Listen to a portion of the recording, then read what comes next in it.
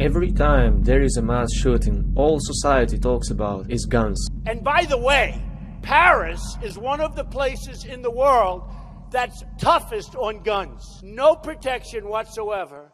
There was nothing anybody can do. Immigrants and poor people. You look at the migration. Now they'll start infiltrating with women and children. Wow, they're all men. And not only are they men, they're young men, and they're strong as can be. They're tough-looking cookies. But every single time there is an incident of public violence like this, we also quietly lose more of our rights to privacy and freedom. Politicians every single time blame encryption and privacy for their failure to protect us from violence. Only few pointed out that our governments made deals with the corporations which services we use on daily basis without asking us permission to play God. So I decided I will no longer be silent about this. I have made steps to protect myself, and I'm going to share them with you because I'm surprised by how many people think there is no alternative. But it's also necessary to spread this message and make pressure on our governments around the globe. That's the state we have reached. A state when we have to protect ourselves from our own governments. But we can win, because they may have the means,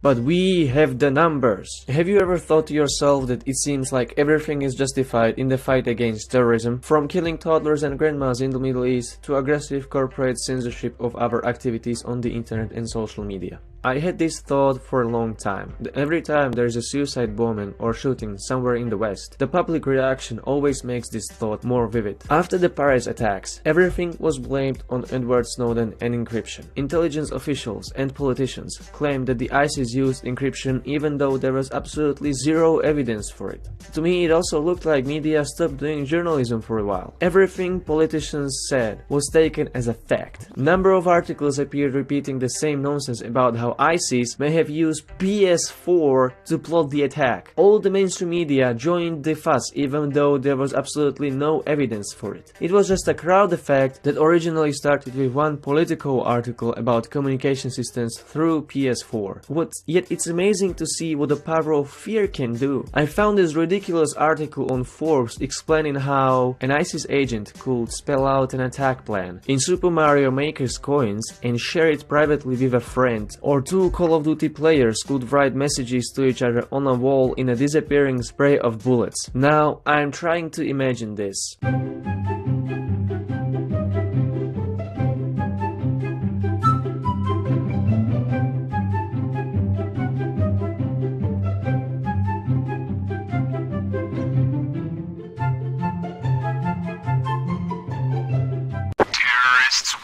Yeah, totally legitimate. This is a completely easy and fast process, no problem at all. I think it wouldn't be easier at all to just meet up in person or use whatever else. Build that wall! Before, the spying agencies have been lobbying for more snooping powers. So they got them. First they wanted phone records of every citizen around the globe. They then moved to the internet. They demanded browsing history. They got it. They asked for email conversations. They got those as well. Google searches came next, then online orders, bank records, private chats, Skype calls, and any other means of electronic communication fell into the dirty hands of perverts who have fetish on snooping on people's private lives. Then they requested backdoors to encrypted devices and software. Hard way or easy way, they eventually got that either. And now what they are asking is what they can do with those data. First, it was all in the name of fighting against terrorism, which proved to be a filthy lie, but that's not surprising from people who get off the privacy of others. The term itself has more than 100 official and academic definitions. Then they silently moved to the goalpost and used their capabilities on war on drugs, which basically is just a politicized waste of taxpayers' money that helps drug cartels stay off the grid, commit organized crimes, and sell drugs without regulation and paying taxes. And today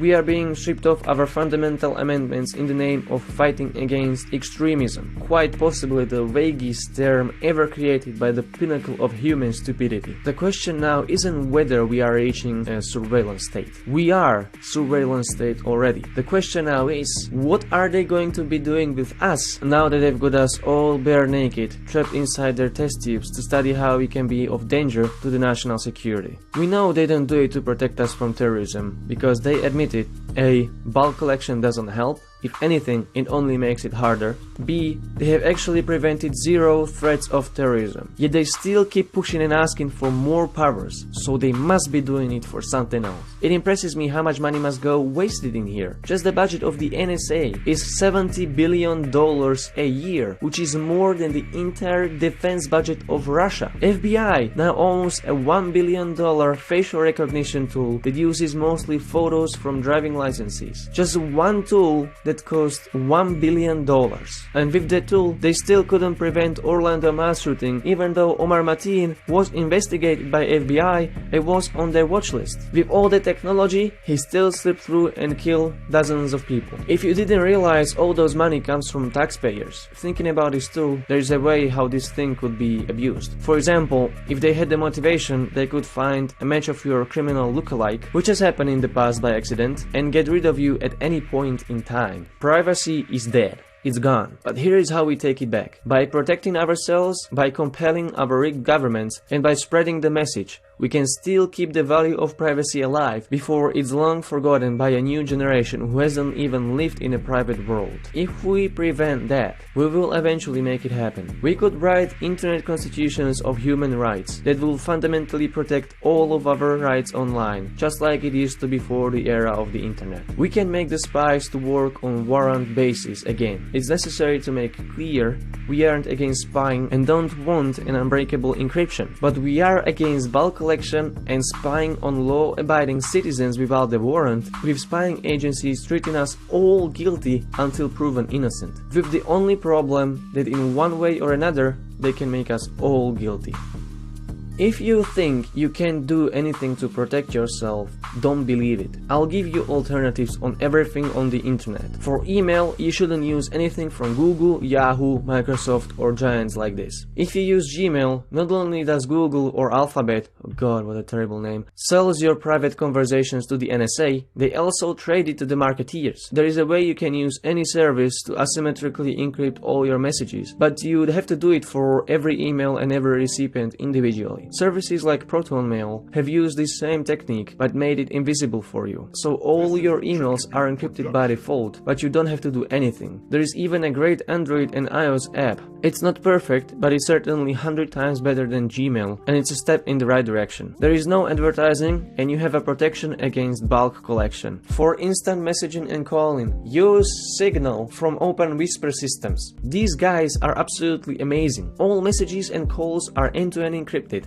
It costs you nothing, and the whole program is open source, which means for you there are no backdoors in it like there could be in WhatsApp, because the code of the app is public, and if it was changed, auditors would have noticed. This tool is literally the best. You should convert all your contacts who are using WhatsApp to this. WhatsApp uses end-to-end encryption as well, but it's closed source and owned by Facebook, which means two things. You have no idea about the backdoors, and since WhatsApp is tied to your phone number, Facebook has all that too. You also have to pay for WhatsApp, while Signal is completely free, functioning thanks to the grants and donations, so tell your friends they don't need to pay $1 a year anymore. I don't recommend using Google Chrome for browsing, because Google knows every site you visit and ties that information to your profile that they make on you. You should use Firefox and take advantage of its privacy add-ons and configuration. First, get Privacy Badger. Facebook, Twitter and Google have been using like and share buttons to track your activity, match it with the identifying cookies on your device, and track you even after you log out of their sites. Privacy Badger blocks and deletes all of those and other trackers. You can combine it with Disconnect, which stops trackers from more than 2,000 third-party sites and loads your pages 27% faster. It's always nice to overkill, so you can also install Decentralize,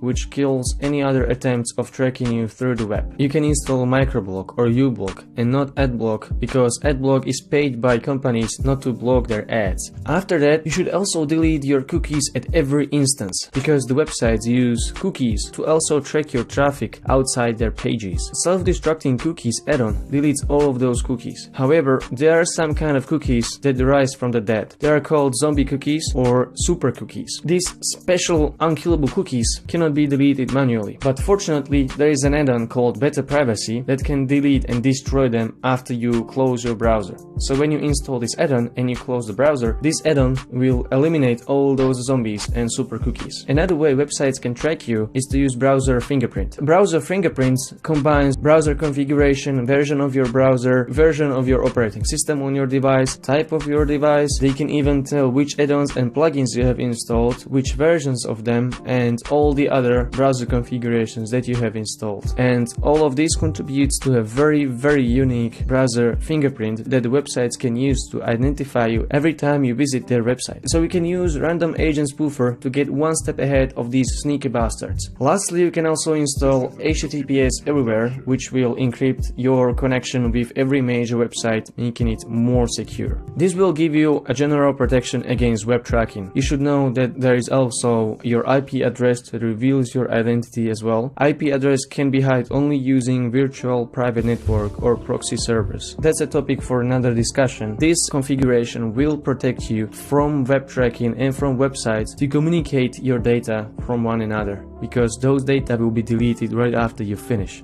In the next instance, they will not know it's you. You should also know that Google can't be trusted with its search engine anymore. Not only it uses all your searches to make a profile on you that's easy to sell to marketeers, they also censor your search results based on that profile, your geographic location, and other identifiers.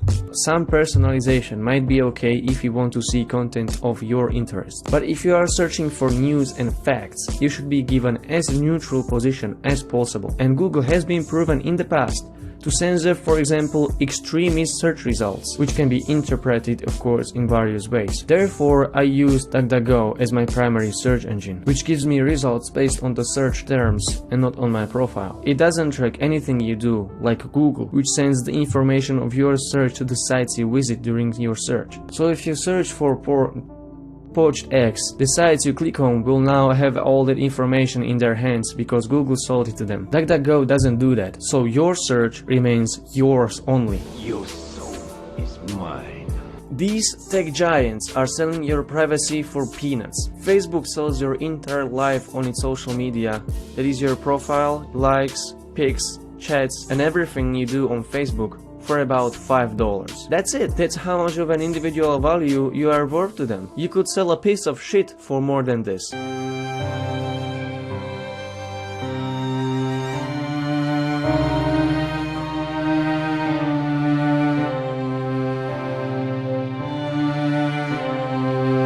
If you are in the USA, you can turn to the Electronic Frontiers Foundation for appeals to your congressman, but the EU is a little more complicated. It would be great to open a European branch of the EFF, because EU is also equally crucial in modern times of privacy and freedom. So go to EFF.org, hit the Take Action page, and fill any petitions and appeals that you deem are worth your signature. In the EU, there is an individual procedure for every state, so I can't show it to you. But take some action, or at least talk about this. Like sharing this video would also help the case.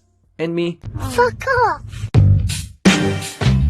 Thank you very much for watching the video. I had a ton of fun and pain making it. I hope you liked it. It turned out to be quite messy at some points, but I really hope that you enjoyed it and it taught you something new. Well, of course, I didn't mention everything that I possibly could. This is just one step out of thousands that you can make to protect yourself from spying on the internet. So feel free to give me your feedback in the comments below and stay tuned for the next video. Bye!